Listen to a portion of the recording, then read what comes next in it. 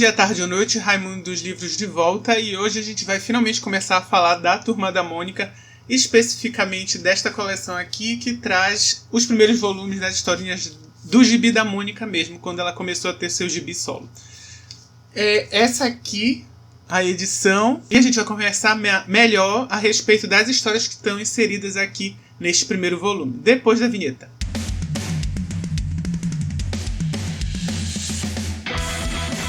É com muita alegria que finalmente começamos a falar de Turma da Mônica aqui no canal. E para deixar ainda melhor, vamos começar do primeiro gibi solo da personagem infantil mais famosa do país. Com 56 páginas, Turma da Mônica número 1, publicado em 1970 pela editora Abril, é um marco não só para os quadrinhos, mas para toda a cultura brasileira. Bom, a primeira história se chama Mônica é Daltônica. E o que acontece nessa história é o seguinte: os meninos eles estão cansados da Mônica ser a manda-chuva da rua, né? Então, sim, a primeira história de um gibi oficial da Mônica, né? De seu gibi original solo, é uma história de plano infalível. Então, eles bolam um plano meio bobo para conseguir se livrar dela. Eles começam a fazer ela acreditar que ela é daltônica. E você deve estar pensando, mas o que é que tem de mais ser daltônica? No início, eles falam da parte mais comum, que a pessoa que tem daltonismo, né, ela vai ver as cores de forma diferente que as pessoas que não têm. Então, basicamente essa a diferença. Ela vai ver a mesma cor que uma outra pessoa que não tenha daltonismo vê, mas vai ser uma cor diferente. E aí tem as suas especificações, qual cor representa cada cor, para quem tem, para quem não tem, etc. E aqui isso logo vai se tornando uma coisa insólita, porque primeiro eles fazem a menina ficar meio triste porque ela teria daltonismo. Só que aí depois o que acontece?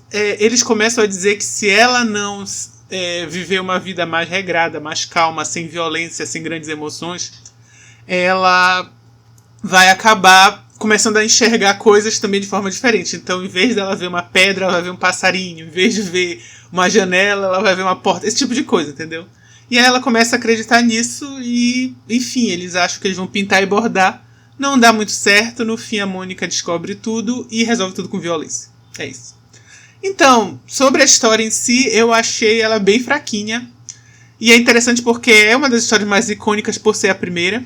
Inclusive aqui no final, onde você tem tipo um editorialzinho sobre cada uma das revistas de forma individual, vai dizer que essa história ela teve um remake, né? Refizeram a história numa graphic novel.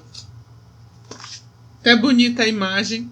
Foi em 2015 pela Companhia das Letras e ilustrações de Odilon Moraes. Mas eu achei a história meio boba, de verdade. Outra coisa que eles falam é que o nome Mônica é daltônica também vem pelo fato de que o Maurício de Souza ele gostava de botar títulos que faziam rima. Então, Mônica daltônica. Tem uma que é Cascão não quer sabão. Então, é algo parecido com o que Stan Lee fazia, sabe? Que ele botava sempre os nomes com iniciais, tipo Reed Richards, Peter Parker, sabe? A primeira letra, às vezes a primeira sílaba ele repetia. Outra coisa é que essa história ela é uma adaptação, tá aqui, de uma história de um gibi do Bidu, só que nessa historinha aqui original, a piada não era com a Mônica, eles reuniam isso pra zoar o Cascão mesmo. E aí isso é uma coisa que vocês vão ver à medida do vídeo, é que nessas primeiras histórias, muitas delas são inspiradas ou têm um roteiro adaptado de outras histórias antigas que eles achavam muito boas e queriam republicar e aumentar o alcance delas. Eu acho que isso é uma coisa bem inteligente de se fazer, porque aí você já tem meio que o teste, vamos dizer assim, né? Você já sabe se o negócio vai fazer sucesso ou não, porque o gibi já foi testado, alguém já leu e alguém já gostou. Bom, a segunda história é uma história do Bidu e chama O Cachorro Falante. Bom, o que acontece nessa história é que você tem um mágico frustrado, que as pessoas não gostam muito dos truques dele, mas ele tem aí um truque na manga, vamos dizer assim, aproveitando a piada. Ele meio que desenvolveu uma técnica de hipnose para fazer com que cachorros falassem. E aí ele tá saindo, né, de novo frustrado, porque saiu de lá do emprego dele e não gostavam dos truques dele. E encontra o Bidu dormindo, moscando na casinha dele. E fala, vou usar a minha técnica nesse cachorro para provar que meu truque funciona para praticar. Quando ele tá começando a fazer a hipnose, o Franjinha e os amigos dele, um é o Titi, e outro, é até bom que eu reparei aqui, que tem um amigo do Titi que ele vai aparecer em outras histórias, junto com o Titi, sempre fazendo esse ping-pong de conversa. Mas eu não sei quem é. E vou até ver se eu ponho um quadrinho que ele apareça, porque não aparece o nome dele aqui. Enfim, eles estavam brincando de tacar pedra com estilingue, se eu não me engano. Isso, com estilingue. E aí eles apostam com o Franjinha, olha a ideia. Que o Franjinha consegue tirar a cartola do mágico com a estilingada. Ele atira na hora que o mágico tá de costa, hipnotizando o Bidu, bate na cabeça do mágico, ele sai correndo com medo que descubram que foram eles. E aí o que acontece é que o mágico e o Bidu trocam de personalidade, de mente, não é de personalidade. Eles trocam de mente, na verdade. É como se o mágico tivesse na mente do Bidu e o Bidu tivesse na mente do mágico. E aí você já imagina. O mágico começa a se comportar como cachorro, assusta um policial que leva ele preso. E o Bidu começa a falar normalmente porque é o mágico. E aí tem um quadrinho que eu achei hilário, que é o Bidu como mágico tentando falar com o Franjinha pra ajudar ele. E o Franjinha fica doido porque, enfim, é um cachorro falando, né? E é isso. E aí acaba com o Franjinha sempre tentando fazer o Bidu falar. Mas o Bidu com a mente do mago, encontra o mago com a mente do Bidu e consegue desfazer a hipnose, mesmo estando em forma de cachorro. Não tenta entender como funciona gibi pra criança. E é isso. Aqui vai dizer que também é uma história adaptada. Deixa eu ver de onde aqui. Ela foi lançada uma das vezes num gibi do Bidu, no primeiro. E depois foi readaptada como no formato de tiras, sabe? Que tinha antigamente na Folha de São Paulo. E eventualmente virou essa versão aqui da Mônica número 1. E aí a gente continua com a primeira história aqui da Turma da Mata, nesses gibis da Mônica, que chama O Amor da Rita. E basicamente trata da personagem Rita Tanajura, que é uma formiguinha. E a história dela é que ela é apaixonada pelo Jotalhão e ele não liga muito pra ela, porque enfim, ele é um elefante e ela é uma formiguinha. Só que aqui o twist, vamos dizer assim, é que existe uma outra formiga apaixonada por ela, que se chama... O nome é até engraçado, como é? Saúvo. É tipo uma mistura de salvo com saúva, sabe? E aí ele é apaixonado pela Rita, e aí vai conversar com ela e descobre que ela é apaixonada pelo Jotalhão. E aí ele decide ter uma conversa aí de homem para homem, no caso de elefante para formigo, né? Sobre essa situação. E o Jotalhão tenta falar com ele que ele não tem interesse na Rita. E ele fica se perguntando como ele conseguiria competir com o Jotalhão. É isso. Quando eu era criança, eu não gostava muito das histórias da Turma da Mata. Então eu vou aproveitar e ler agora, depois de adulto, né? E aí eu percebo que eu entendo por quê. Porque aqui nessas histórias da Turma da Mata, outras são assim também, mas essa daí, principalmente, a Horácio tem isso. Você tem sempre um contorno mais adulto, e não adulto no sentido de proibido para crianças, mas no sentido de... Tem mais camadas a história. Você pode tirar lições maiores do que só as risadas das histórias absurdas quando são só das crianças. E aí depois a gente tem o Soro da Invisibilidade. E basicamente o Cebolinha encontra no meio da rua um tubo de ensaio com algum líquido de cor curiosa, vamos dizer assim, dentro. E ele resolve beber porque ele tem, sei lá, probleminhas. O líquido é um soro da invisibilidade e começa com ele invisível, achando que agora ele vai poder zoar todo mundo, mas aí aos poucos ele vai vendo que não é bem assim e vai ter vários problemas sendo invisível. Bom, sobre essa história que eu achei até bem engraçada, principalmente porque em certo ponto da história, depois que ele zoa bastante os colegas, ele percebe que o soro da invisibilidade, quando vai passando o efeito aos poucos. Então no início ele é só uma cabeça flutuando. E aí pra se esconder o Cascão tem que fingir que ele é um balão. Depois ele quer voltar pra casa e não sabe como. Aí ele fica sempre escondendo o rosto pra mãe não ver. Depois reaparece o sapato, se eu não me engano, o sapato e a mão. E aí ele tem que usar um sobretudo pra sair na rua. E é isso. Eu vou contar só o final, o último quadro nesse específico, porque eu acho que é um quadro bem característico do que a gente chama hoje de Maurício politicamente incorreto, vamos dizer assim. Tem várias páginas sobre isso, né? Que acaba com o Cebolinha achando que ele ainda tá invisível, só com a cabeça pra fora. E aí quando ele vai provar que ele ainda tá, ele tira a roupa toda e aí ele aparece pelado. É isso, e todo mundo sai correndo. Bem engraçado.